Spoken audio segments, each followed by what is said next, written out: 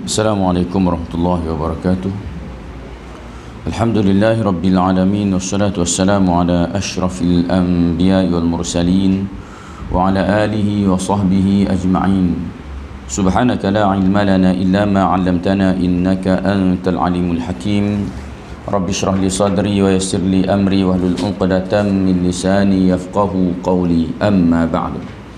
Alhamdulillah, sama-sama kita bersyukur lagi pada Allah Subhanahu wa taala dengan limpah dan kurnia-Nya, taufik dan hidayahnya, maka dapat kita sama-sama lagi pada malam ini untuk kita meneruskan aktiviti kehidupan seharian kita dengan adanya pekerjaan, kehidupan sebagaimana kita telah lalui, dan kita selitkan sedikit dengan majlis ilmu, kita selitkan sedikit dengan ibadat kita kepada Allah Subhanahu wa taala.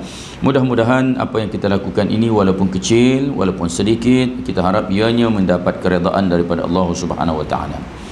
Hari ini kita nak masuk secara sepintas lalu sahaja mauqiful kanisah minat tijarah. Setelah kita bercerita berkaitan dengan Islam ini memandang tinggi kepada perniagaan. Cuma yang dipandang tinggi itu ialah peniaga yang jujur. Peniaga yang jujur ni nanti bangkit suatu hari nanti di akhirat kelak, mereka akan bangkit bersama dengan para anbiya, bersama dengan para syuhada, orang mati syahid, bersama dengan para salihin, orang-orang yang soleh. Maknanya dia berada pada kedudukan dan pangkat yang tinggi di sisi Allah Subhanahu wa taala. Kenapa? Kerana dia adalah seorang peniaga yang jujur. La tulhihim tijaratun an zikrillah, tidak melalaikan mereka oleh perniagaan akan perniagaan mereka itu, tidak melalaikan oleh perniagaan mereka itu akan Allah Subhanahu wa taala. Mereka tidak lupa pada Allah walaupun mereka tu merupakan orang yang berniaga, mungkin kesuntukan masa untuk menguruskan perniagaan dia, tapi tetap juga dia ingat dan dia laksanakan tanggungjawab dia terhadap Allah Subhanahu wa taala. Jadi orang begini yang jujur gini ni tawarannya adalah sangat besar, sangat tinggi di sisi Allah Subhanahu wa taala. Mafhum mukhalafah daripada tu.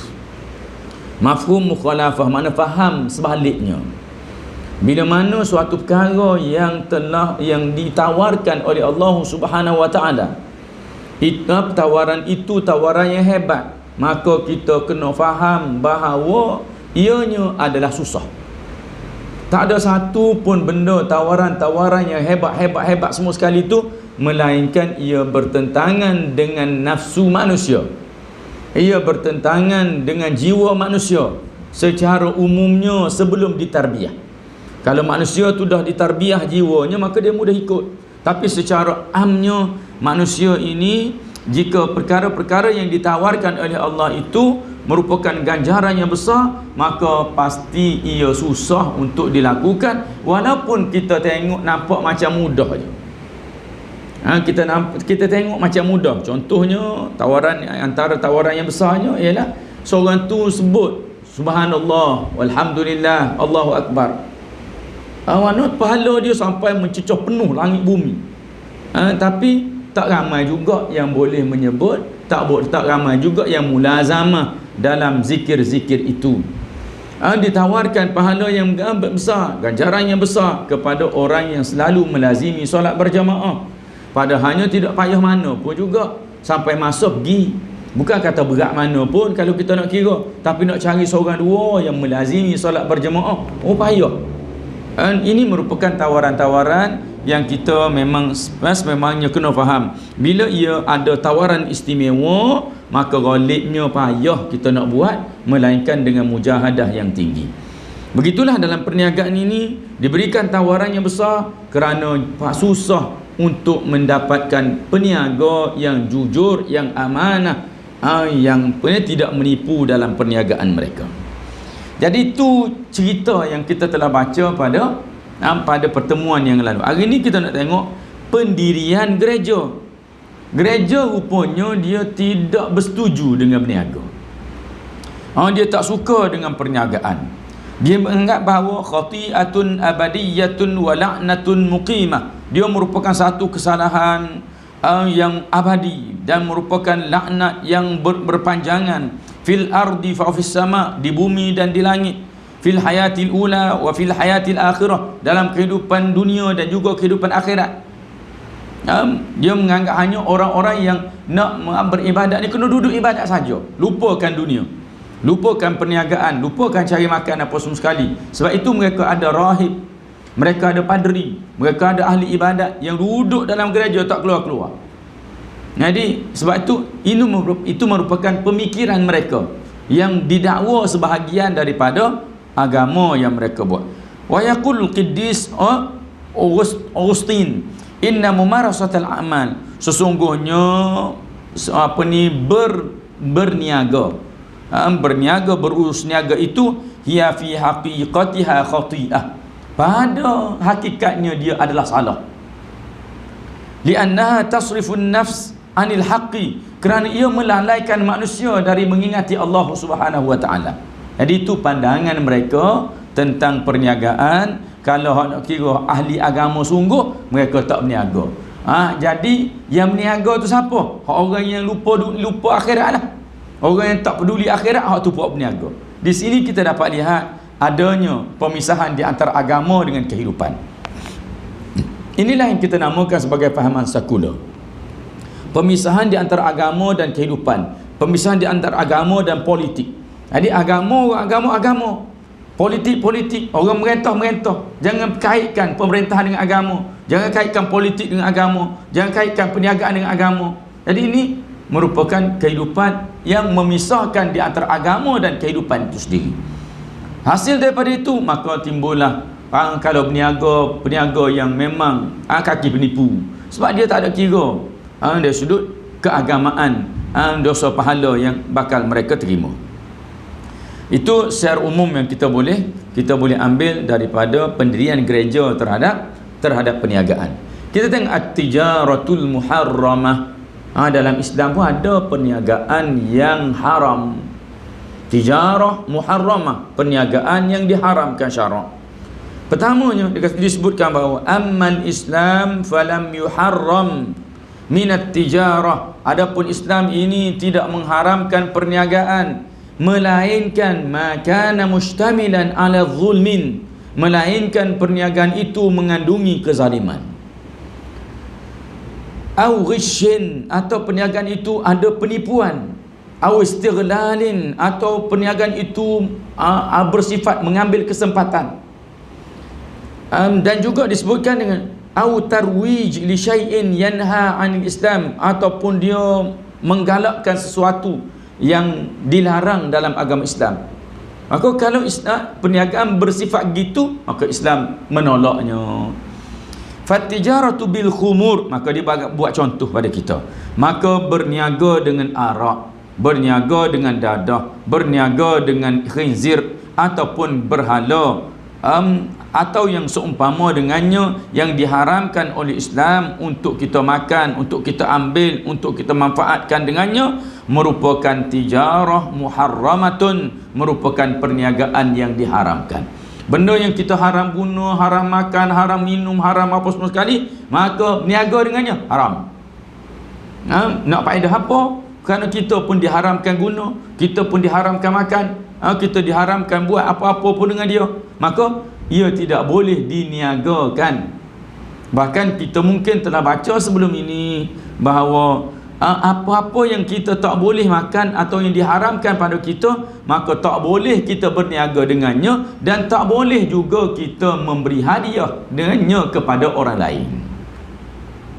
Kita anggap kita tak boleh jual, maka kita hadiah lah, tak boleh juga. Jadi benda tu walaupun kita nampak ianya membazir, akan tapi buat kerana tidak dikira membazir dengan sesuatu yang tidak dikira bernilai dari sudut syarak. Benda yang tidak dinilai dari sudut syarak, maka tak dikira sebagai suatu pembaziran. Maka disebutkan di sini bahawa wa kullu kasbin yaji'u min tariqiha innama huwa suhtun khabith. Maka semua perniagaan yang datang dari jalan-jalan yang kita sebutkan tadi, maka dia adalah suatu kesalahan.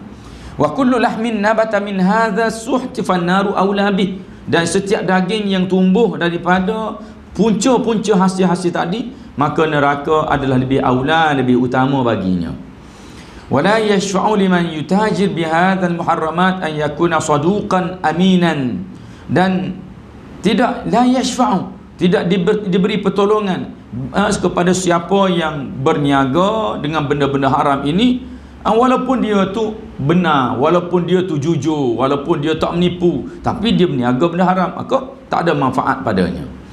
Fa inna asasa tijaratihi nafsuhu munkar yuharibul Islam, kerana asas dalam perniagaannya itu adalah mungkar yang diperangi oleh agama Islam, dan wala yaqiruhu bihal, dan Islam tak terima, Islam tidak memperakuinya walau sedikit pun.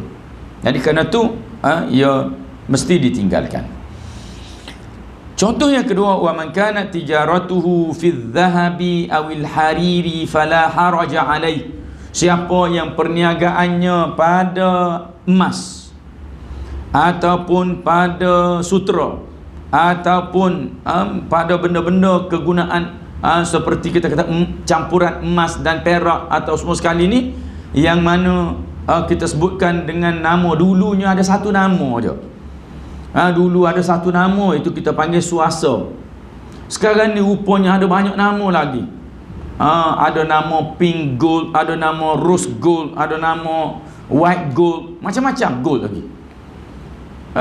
Rupa-rupanya bila saya tengok, ada kebetulan tadi ada orang tanya, rose gold ni boleh pakai tak? Saya kata saya tak pernah dengar nama rose gold ni apa benda. Tak kenal lah saya rose gold ni. Dia pun forward dengan saya, dia kata rose gold ini 75% emas, 25% nya adalah tembaga, manakala bakinya adalah perak. Jadi campur tu tidaklah ia berwarna macam kuning seperti emas betul-betul tak, dia agak pudar sikit warna dia. Jadi dipanggil dengan nama rose gold. Jadi walaupun bila kita tengok campuran itu dia mengandungi emas, bahkan emas itu dominan, maka ia termasuk dalam kategori emas juga. Tambahan pula, emas-emas yang dicampurkan itu kalau merujuk kepada suasa, ada campuran emas dengan perak. Emas dan perak itu boleh diasingkan satu persatu, mana ini emas, ini perak, boleh asing balik. Saya dah tanya ni pada tukang emas sendiri, dia kata boleh asing, dan bila kita asing, emas itu menjadi lebih asli daripada sebelumnya, lebih tak ada bahan-bahan lain daripada sebelumnya, kerana dah dibuang ataupun dihapuskan benda-benda tadi. Jadi rupa-rupanya yang duk nama pelik-pelik yang banyak-banyak tu emas juga. Dan kandungan emas juga adalah tinggi, lebih daripada 70%. Semua yang saya lihat tu lebih daripada 70% kandungan emas. Jadi yang ada kandungan emas ini, maka ia dikira sebagai emas, pemakaiannya diharamkan bagi lelaki. Jadi di sini disebutkan siapa yang berniaga emas atau berniaga sutra, maka tak ada masalah bagi dia, halal perniagaannya. Izhuma halalun lil inath, kerana ia halal bagi perempuan untuk dipakai. Illa an yutajir fi syai'in la yasta'milu illa lirrijal, la yusta'malu illa lirrijal, melainkan barang yang dia buat itu memang tidak dipakai oleh perempuan. Barang yang dibuat itu adalah pakaian lelaki, maka perniagaan emasnya jadi haram. Kenapa jadi haram? Kerana dia buat pakaian emas kepada lelaki. Begitu jugalah kalau kita tahu dengan jelas, kita tahu bahawa yang tempah tu dia nak pakai, maka kita jangan tolong dia untuk kita buat barangan untuk dia pakai tu. Ni benda yang jelas. Kalau dia beli dengan kita pakaian tu, gelang tu gelang lelaki, tapi gelang tu gelang perempuan, tapi lelaki pakai. Cincin tu memang kita buat pattern tu untuk perempuan, tapi lelaki pakai, maka tu tidak menjadi sebarang masalah pada kita, kerana kita ni tidak wajib memberitahu atau memaksa mereka untuk mereka pakai, ataupun mereka yang lelaki jangan pakai, perempuan saja yang pakai. Tidak menjadi kewajipan bagi kita untuk berbuat begitu. Sama juga kita meniaga baju, kita meniaga baju tidur. Kita meniaga baju tidur, dan baju tidur ni dia seksi sikit lah baju tidur. Maka peniaga baju tidur tak perlu nak bagi tahu kepada pembeli, dek jangan pakai baju ni pergi pasar malam ya. Jangan, tak perlu dia nak bagi tahu. Tuan dia sendiri yang beli tu dia kena tahu. Pakai yang gini sesuai dia untuk tidur. Duduk dalam rumah ada mahram, bukan keluar pergi merata-rata pasar malam. Jadi walaupun kita jual baju tidur, baju tidur yang kita jual tu tidak jenis tutup aurat, lengan pun tak ada. Baju tu pula setakat lepas-lepas betih atau atas-atas pohon je bajunya. Maka kalau nak kira pakaian tu tak tutup aurat, berdosa ke kita jual pakaian tak tutup aurat tu? Tak berdosa, sebabnya pakaian tu bukan jenis dipakai di luar, bukan jenis dipakai pergi ke tempat-tempat kerja. Memang pakaian tu jenis orang pakai dalam rumah. Maka tidak wajib bagi kita memberi nasihat dan memberi syarat kepada orang yang beli barang kita tadi. Kalau nak beli barang saya boleh, tapi tak boleh pakai luar rumah lah, kena pakai dalam rumah. Tak perlu. Sebab apa? Itu tanggungjawab peribadi, itu tanggungjawab dia. Melainkan apabila kita jumpa orang itu dalam keadaan yang melakukan kemungkaran, maka baru jadi kewajipan untuk kita tegur, baru jadi perlu untuk kita tegur. Kalau tidak, maka tak ada masalah. Begitulah juga kiasan kepada barang-barang yang lain. Kita jual pisau, kita tak perlu pesan, cik beli pisau jangan buat merompak ya. Tak perlu pesan. Kerana pisau tu bukan guna untuk merompak saja, guna untuk benda lain. Jadi kalau dia salah guna, itu terpulang pada dia. Tetapi kalau kita jual pakaian itu memang jenis orang pakai di luar, pakaian tu memang jenis orang pakai untuk pergi berjabat, pakaian tu jenis orang pakai untuk pergi kerja, pakaian tu jenis orang pakai untuk keluar rumah, nak pergi jalan-jalan. Kita jual pakaian yang begitu dan ianya tidak ikut spesifikasi yang diluluskan syarak, maka kita berdosa.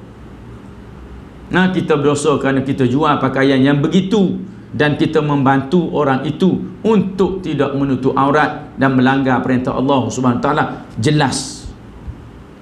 Padahal baju tidur tadi tak tutup aurat juga, tapi jenis dia dalam rumah. Hak ni memang terang-terang dah. Kita jual perkara-perkara yang dilarang syarak. Kita jual sanggu hak besar tu, dia tak cukup rambut dia, rambut dia pendek, dia nak suruh nampak sanggu besar juga, nak pakai tudung biar congek nampak gitu. Maka kita jual, kita bantu dia untuk dia langgar perintah Allah.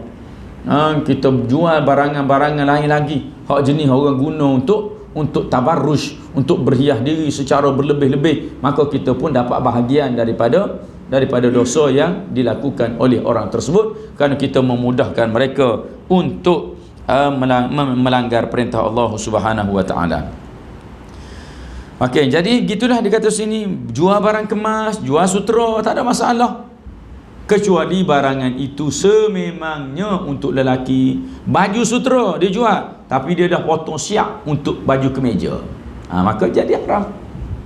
Kerana baju tu nanti akan dipakai oleh lelaki, takkan perempuan pula pakai kemeja gitu.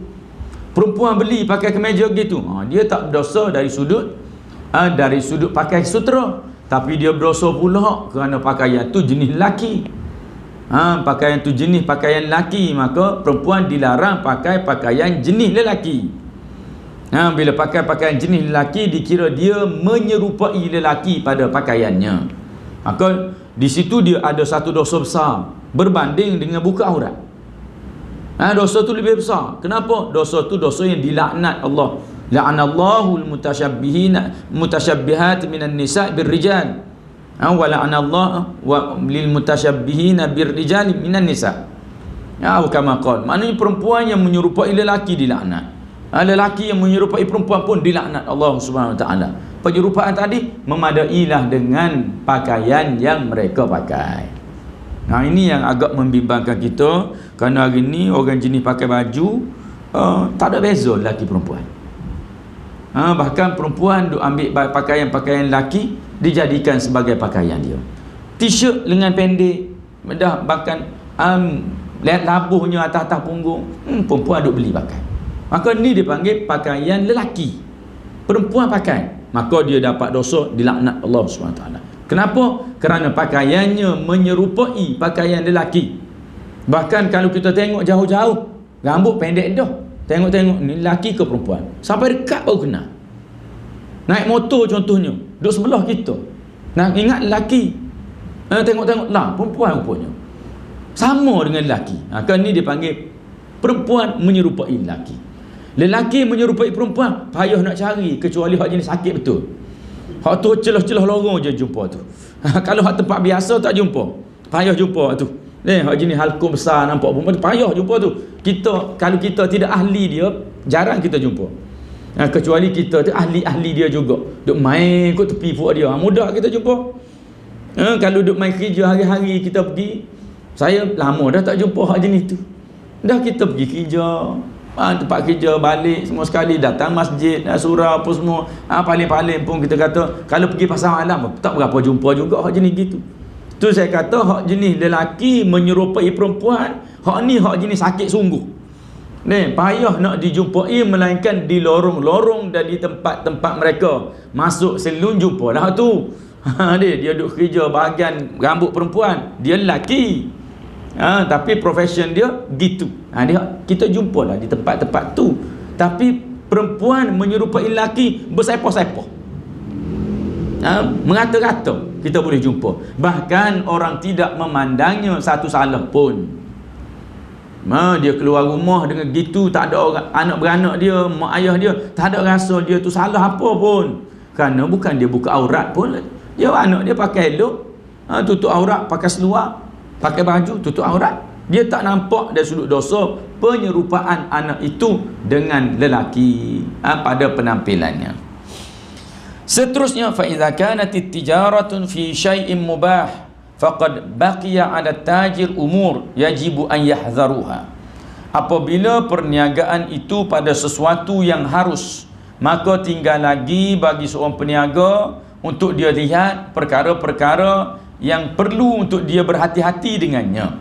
Hatta la yub'ath yaumal qiyamah fi zumratil fujjar, sehingga dia ni di hari akhirat dia tidak dibangkit bersama-sama dengan kumpulan orang-orang yang pendosa. Dia kena berhati-hati supaya dia ni tidak dibangkitkan nanti di akhirat fi zumratil fujjar, pada kumpulan orang-orang yang jadi banyak buat dosa. Wa innal fujjar la fi jahim, kerana geng-geng fujjar, geng-geng dosa banyak ni, mereka tu tempat dalam neraka. Sini juga kita boleh faham bahawa kita ni di akhirat akan dibangkitkan ikut kelompok. Dia walaupun bangkit tu begitu daripada kubur-kubur yang berbeza, tapi kita ni bila bangkit-bangkit, Allah kumpul kita mengikut kelompok. Ni kelompok banyak puasa, satu kelompok buat dia. Ni kelompok qiyamul lail, kelompok qiyamul lail. Ni kelompok apa? Ni kelompok makan rasuah, duduk buat dia. Hak ni mana? Hak ni jenis meniaga nipu, duduk buat dia situ. Hak ni riba duduk buat dia. Duduk masing-masing berada di tempat-tempat yang telah pun dikhususkan oleh Allah SWT untuk mereka mengikut kategori dosa-dosa mereka. Sebab tu disebutkan di sini, hatta la yub'ath yaumal qiyamah fi zumratil fujjar. Kita berniaga ni benda-benda harus, tapi jangan buat benda salah-salah, jangan buat dosa dalam berniaga, takut nanti kita dibangkitkan pada kumpulan pendosa itu. Okey. Kharajan Nabi sallallahu alaihi wasallam yauman ilal musalla. Nabi SAW keluar satu hari kepada tempat solat. Fara'an nas yatabaya'una, lalu Nabi SAW melihat ada ramai orang yang sedang berjual beli. Orang sedang berjual beli. Faqala, lalu Nabi memberikan peringatan, ya ma'syarat tujar, wahai para peniaga sekalian. Fastajabu li Rasulillah, maka menjawablah kamu dengan Rasul. Maknanya bukan jawab ni, istajibu ni, hendaklah kamu apa ni kita kata, bila mana Rasulullah seru maka jawablah, atau bila Rasulullah seru maka pergilah. Kamu terimalah dakwah, terima ajaran daripada Rasulullah sallallahu alaihi wasallam. Wa rafa'u a'naqahum wa absarahum, lalu puak-puak peniaga ni bila mana diseru oleh baginda Nabi, mereka pun angkat kepala, tengok kenapa Rasulullah panggil. Faqala, lalu Rasulullah menyatakan, innat tujar yub'atsuna yaumal qiyamati fujaran. Sesungguhnya peniaga-peniaga ini akan dibangkitkan pada hari kiamat fujar, puak-puak jahat, dalam keadaan yang banyak dosa dan dikira geng-geng jahat. Illa man ittaqallah, melainkan orang yang bertakwa kepada Allah, wa barra wa sadaqa, dan baik dan benar. Melainkan orang yang bertakwa dan dia pula orang yang baik dan dia orang yang bercakap benar dalam berniaga dia. Jadi puak-puak berniaga ni, kalau kita nak lihat di sini, bila lihat kepada tawaran ni, boleh dikatakan majoriti peniaganya adalah penipu. Majoriti peniaga. Kenapa menipu? Kerana nak suruh laku. Kalau ni cerita habis-habis barang apa ni, tentang keburukan barang dia atau tak barang-barang dia, maka mungkin dia rasa payah laku. Jadi kerana tu mereka seolah-olah rasa tersepit, tak boleh bercakap benar sangat, nanti tak laku barang. Sebab tu majoriti peniaga yub'atsuna yaumal qiyamah fujaran, dibangkitkan pada hari kiamat sebagai golongan-golongan yang jahat, yang banyak dosa. Kemudian Rasulullah menyatakan, wa an Wathilah ibn al-Ashqa, seorang sahabat namanya Wathilah bin Ashqa, kana Rasulullah SAW yakhruju ilaina wa kunna tujaran. Satu ketika Rasulullah keluar kepada kami, wa kunna tujaran, dan kami ketika itu merupakan peniaga. Wa kana yaqul, dan Rasulullah bersabda, ya ma'syarat tujar, wahai peniaga-peniaga, iyyakum wal kadhib, wahai peniaga-peniaga, beringatlah kamu daripada menipu. Iyyakum, berhati-hatilah kamu, wal kadhib, dan menipu, dengan makna berhati-hatilah kamu wahai peniaga, jangan menipu. Kenapa ya pesan sangat gitu, jangan menipu, jangan menipu? Kerana perangai orang berniaga memang menipu. Jadi sehingga kita ni maklum, kalau peniaga bagi tahu barang dia elok, kita tak percaya. Sehingga kita perlu kepada apa? Kepada testimoni baru kita nak percaya. Orang berniaga bagi tahu barang dia ni elok, tak boleh beli.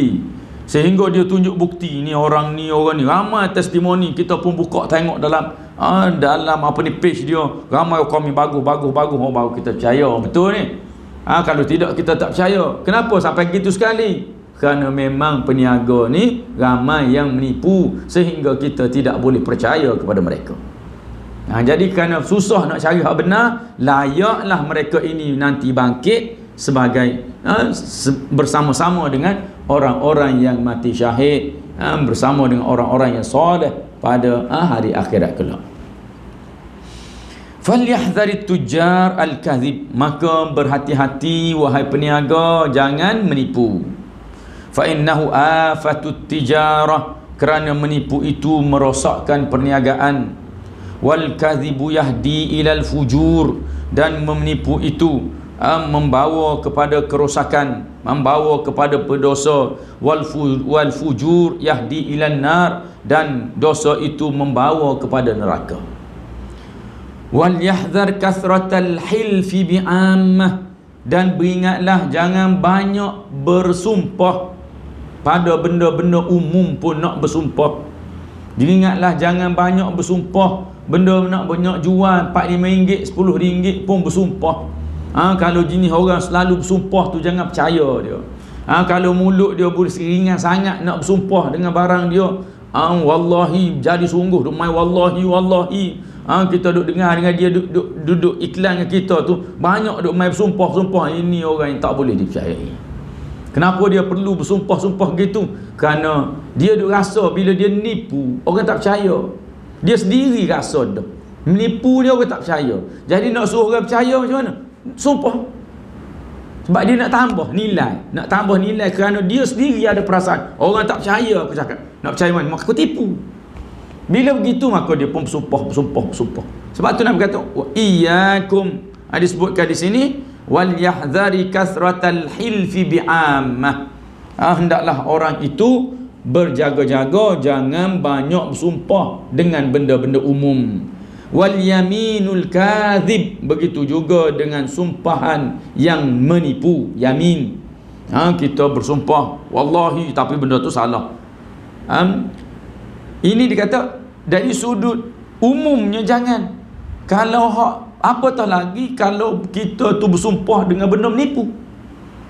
Hak secara umum pun dilarang, kita jangan selalu bersumpah walaupun kita nak jual barang pun. Dan kalau benda yang berdusta lagilah dilarang.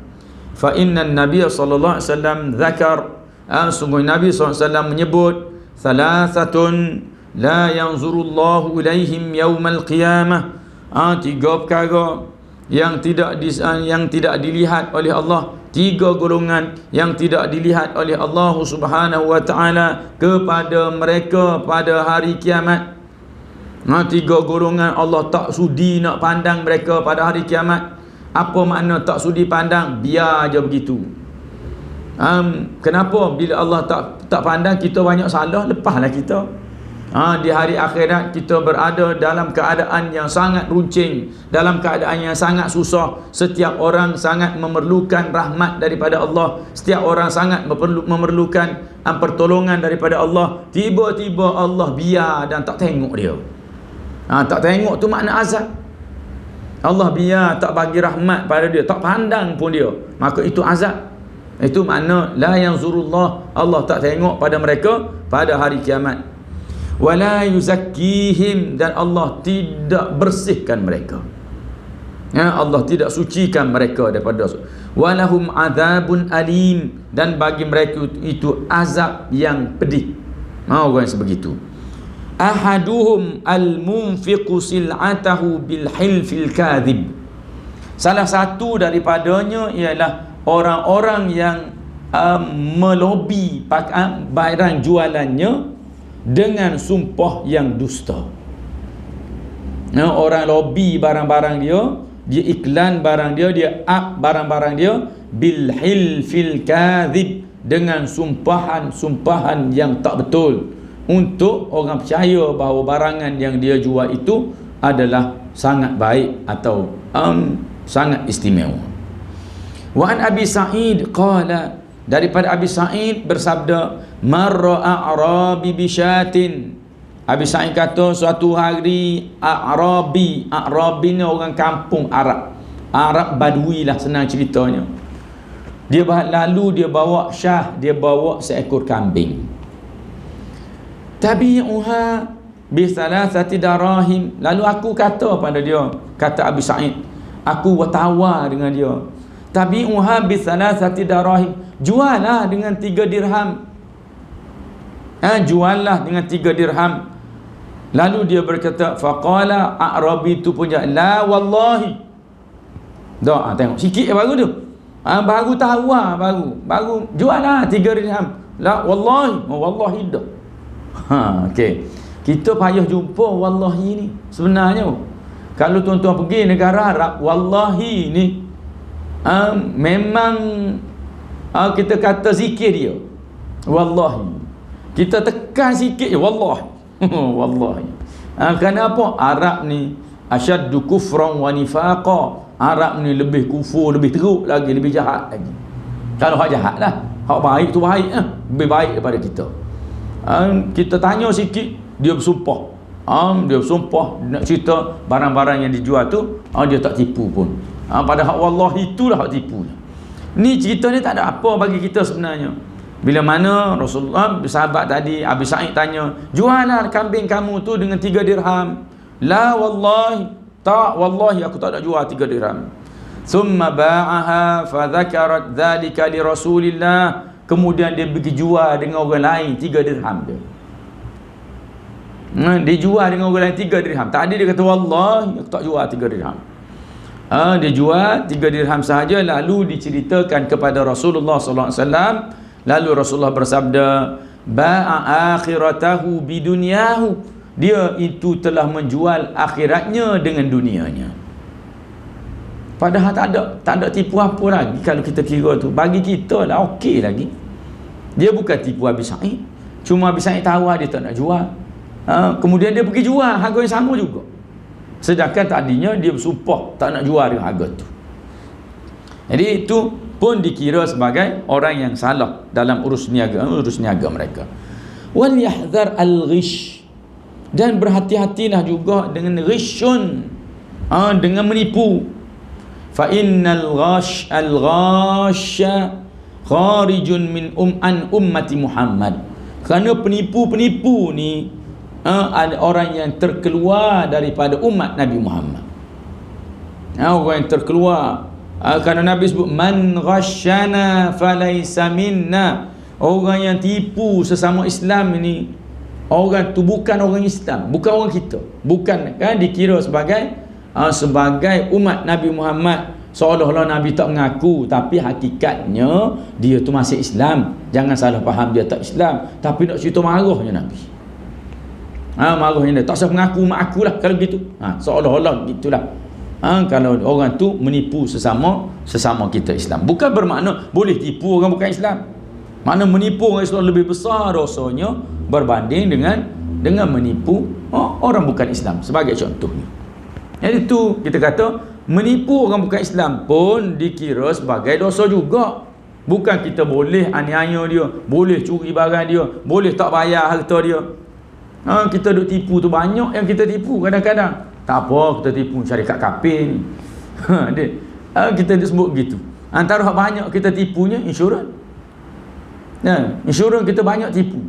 Contoh kita kata insurans orang paling banyak tipu, insurans cermin.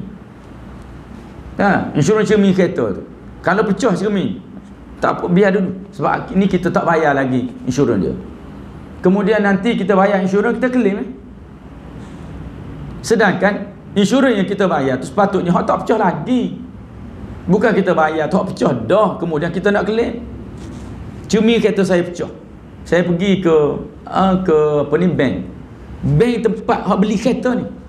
Pergi bank, dia kata nak bayar insurans untuk baru road tax, kemudian nak tambah situ nak tambah insurans cermin. Tak, saya tak tambah. Dia tanya nak tambah insurans cermin tak? Saya kata biarlah dulu. Sebab apa? Sebab cermin kereta saya pecah dah. Dia kata cik bayar. Cik bayar, kemudian cik claim lah lepas ni. Dia tu wakil syarikat dia. Makna wakil syarikat dia kerja lah. Contohnya, makna dia walaupun dia tidak bekerja dengan syarikat insurans tu, tapi dia adalah salah satu wakil dari insurans itu. Dia ambil komisen daripada insurans tu. Dia offer, dia kata cik bayar, kemudian lepas ni seminggu dua, 3 sebulan ke, cik claim lah. Saya tanya balik, kalau kita buat gitu, kita kira tipu ke tidak? Dia senyum. Saya nak tanya sekali lagi ni, kalau saya buat gitu tu, kira saya tipu syarikat insurans ke tidak? Akhirnya dia mengaku, ya kira tipu. Kalau tipu tak bayar. Biarlah, sampai hari ni pecah tak tukar-tukar lagi tu. Sebab dia tak duduk di mata sangat nampak pecah, tapi boleh lagi lah, biarlah. Nanti lepas-lepas ni kita tukar lah pulaknya. Jadi tu nak ceritanya, dunia kita bukan seorang dua, bukan orang biasa, bahkan orang yang jual insurans itu sendiri pun, wakil syarikat sendiri pun menganjurkan kepada kita supaya kita tipu syarikat dia. Tu benda yang bukan rahsia lah. Benda bukan rahsia. Kalau kita nak kata rahsia umum, orang tahu semua gitu. Bukan seorang dua yang buat kerja gitu. Jadi ini pun dikira sebagai satu bentuk penipuan. Penipuan tersebut menjadi satu dosa yang akan kita bawa, yang akan dibebankan pada kita untuk kita menghadap Allah Subhanahu wa taala. Jadi wal yahdharil ghish, beringat jangan nipu. Ghishu ini beza dengan kazib. Kazib ni kita tipu dari sudut percakapan, kita tipu gitu. Al-ghish ini dia kita macam penipuan dalam bentuk kita kata yang merugikan, yang banyak merugikan orang lain. Itu dipanggil, kedua-dua tu terjemah bahasa Melayu tipu semua, tapi adalah beza sikit sebanyak daripada al-kadhib tadi. Wal yahdhar min at-tatfif fil kaili awil wazni, beringat juga janganlah dikurangkan pada timbangan dan juga sukatan. Nah, kalau kita berniaga dalam bentuk timbang sukat, jangan dikurangkan. Jadi kadang benda ni jadi sibuk salah juga kita. Sibuk salah kita nak buat, nak betul sangat tu, jadi sibuk salah kita. Berasa macam rugi je. Berasa macam rugi. Saya buat sukatan, contoh ni, saya beli beras 5 kilo, saya nak buat packing baru. Bila buat packing baru 5 kilo, sepatutnya kalau buat setengah-setengah kilo dapat 10. Tapi bila packing dia tak boleh dapat 10, dia dapat 9,5, hilang setengah. Jadi kita rugi dah lah. Kita beli 5 kilo, patut kita boleh lah buat jadi kalau satu paket sekilo, dapatlah 5 paket. Tapi kita tak dapat 5 paket tu. Kita tak dapat 5 paket. Nombor satu sekali, syarikat yang jual tu sendiri dia timbang dengan plastik. Dia timbang dengan plastik. Plastik dia tebal, berat. Dan 5 kilo tu dengan plastik, isi tak sampai 5 kilo. Dia dah tulis itu 5 kilo. Tapi kita tak apalah, sebab apa mungkin dia timbang dengan plastik, maklum macam tu. Ni nak ceritanya, bila kita nak buat, ada masalah kita tersepit. Kalau kita tak ingat benda-benda itu merupakan larangan yang paling utama dalam kita berniaga, maka kita pun ajar biar jadilah 5-10. Kalau tidak, kita rasa kita rugi. Jadi itulah kehidupan kita sekarang ni. Maka terpaksalah rugi, kena kurang, mak tu kena top up hak lain lagi semua sekali. Nak keluar daripada masalah tu, takut lagi timbangan ni takut tak betul pula. Kita timbang-timbang ni takut tak betul lagi timbangan. Jadi nak tulis macam mana dia? Nak tulis di apa ni? Plastik tu pula. Nak kena fikir pula. Kena tulis lebih kurang pula. Tak nak tulis juga contohnya. Tak nak tulis dia tu berapa-berapa, berat dia berapa, semua tak nak tulis. Gitu sekali jadi kita bimbang, takut benda tu seolah-olah kita isytiharkan dengan suatu timbangan yang mana timbangan itu kurang daripada yang sepatutnya kita berikan kepada pelanggan-pelanggan kita. Jadi ini masalah-masalah yang sedang kita hadapi, yang mungkin dengan sebab itulah orang-orang berniaga dia cenderung kepada nak tipu. Sebab apa? Dia takut rugi dalam bilangan timbangan yang dia beli dan dia nak jual balik tadi. Wal yahdhar minal ihtikar hatta la yabra Allah wa rasuluhu min. Dan berhati-hati kamu daripada ihtikar. Ihtikar ni maknanya monopoli. Monopoli ni, kita ni ada modal besar, kita beli semua. Kemudian kita tengok ada lagi orang yang jual, kita pun pergi jumpa, aku beli semua. Beli semua sampai benda tu tak ada dalam pasaran. Bila tak ada dalam pasaran, kita nak mula-mula tu masih ada, kita simpan sehingga kita tengok, tak ada sungguh dah, habis dah. Ni bahagian aku pula. Dah tak ada dalam pasaran, aku pun keluar ke barang dan aku jual mahal sikit lah sebab barang tak ada. Sedangkan barang itu pula keperluan asas manusia. Maka ni dipanggil ihtikar. Orang tu memonopoli suatu benda, dan dengan monopoli tadi dia menganiaya orang lain. Kalau kata dia ambil simpan semua, tapi dia jual dengan harga yang elok, dijual dengan harga yang sepatutnya tak aniaya orang lain, maka tak ada masalah. Kerana yang nak dijaga dalam ihtikar ini adalah penganiayaan kepada pelanggan kerana sikap kita.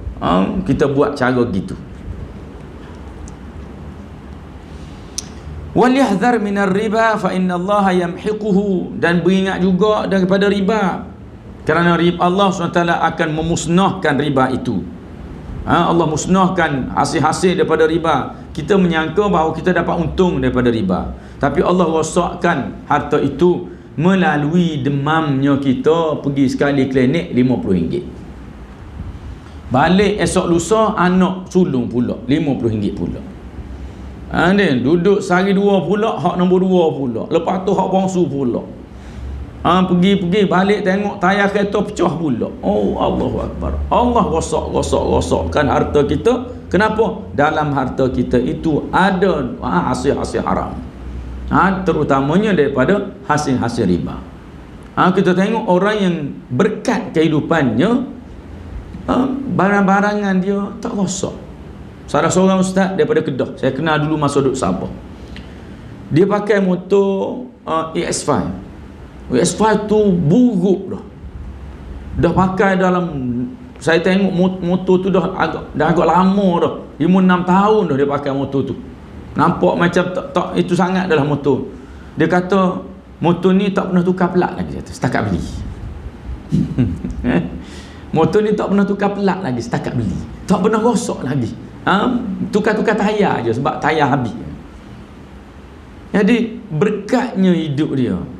Kereta, dia kata kereta dia beli, wajar dia tu kata beli, tak pernah rosak lagi sampai hari ni. Tapi bila kita selidik macam mana kehidupan dia, saya cuba tanya-tanya. Dia kata dia dengan duit zakat, contohnya benda-benda zakat ni, zakat pendapatan. Orang lain kira macam mana zakat pendapatan, tolak belanja ni, tolak mak, tolak ayah, tolak anak, tolak belanja diri, bakinya adalah zakat. Dia kata saya kira zakat macam ni, berapa pendapatan saya setahun, saya tak akan tolak apa-apa dan saya akan keluarkan penuh daripada apa yang jumlah yang didarabkan itu. Dia juga tanam padi, dia ada beli tanah buat padi di Kedah. Orang lain sibuk bila dapat hasil, tolak tu, tolak ni, baru tolak zakat. Dia kata dia bila dapat je timbun tu, kira berapa banyak, kira keluar zakat. Kenapa tak tolak gitu? Saya tanya, Ustaz Syed, kenapa tak tolak? Saya rasa, dia kata, kalau saya tolak, saya berkira sangat dengan Allah. Dia kata. Saya rasa gitu. Dia kata. Saya ni berkira-kira sangat dengan Allah. Dan saya takut Allah berkira dengan saya. Dia kata. Itu dia sebut gitu. Tapi ternyata hidup dia berkat. Dia tak adalah berniaga apa, harta banyak. Nak kata berniaga macam orang lain, sibuk sana sini, tak juga. Cumanya dia ada duit beli tanah, beli tanah, kata 1 tahun buat padi kat sana, hak orang lain tak jadi, hak dia jadi elok-elok je. Jadi Allah bagi rezeki pada dia. Dia berhutang untuk beli tanah, kata 2-3 tahun dia bayar habis. Maknanya orang yang berkat hidupnya. Kenapa? Kerana dia jaga hubungan dia, solat berjemaah dia jaga. Dia jaga benda-benda yang boleh merosakkan dari sudut muamalah dia, zakat dia, apa semua sekali, sedekah dia, dia jaga. Sedekah pula dia kata sentiasa kena upgrade. Setiap kali Jumaat, kalau mula dulu dengan RM5, sekarang naik 10, lepas tu naik lagi 15, naik lagi 20. Rezeki kita kan bertambah, dia kata. Setiap tahun gaji kita kan naik, dia kata. Maka naiklah. Apa yang kita nak bagi tu sentiasa meningkat.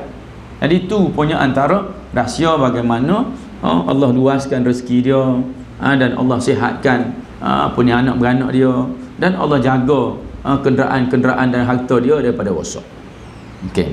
Sikit lagi, wa fil hadis dirhamun riba ya'kulur rajul wa huwa ya'lamu ashaddu min sittah wa huwa ya'lam ashaddu min sittatin wa thalathina zaniyah.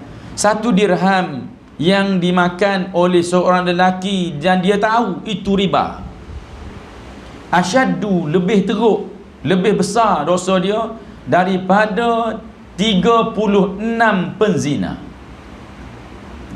Lebih besar daripada 36 penzina. Jadi itu nak menggambarkan bagaimana besarnya dosa riba itu berbanding dengan dosa-dosa yang lain. Wa sanafsilu kulla dzalika fil muamalat. Nanti dalam depan tu ada bab muamalat.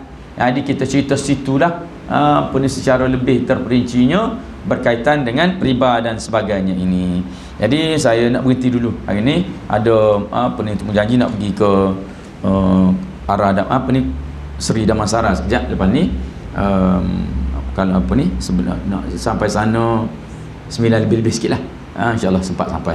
Jadi aku qouli hadza wa astaghfirullahal azim li wa lakum. Wassalamualaikum warahmatullahi wabarakatuh.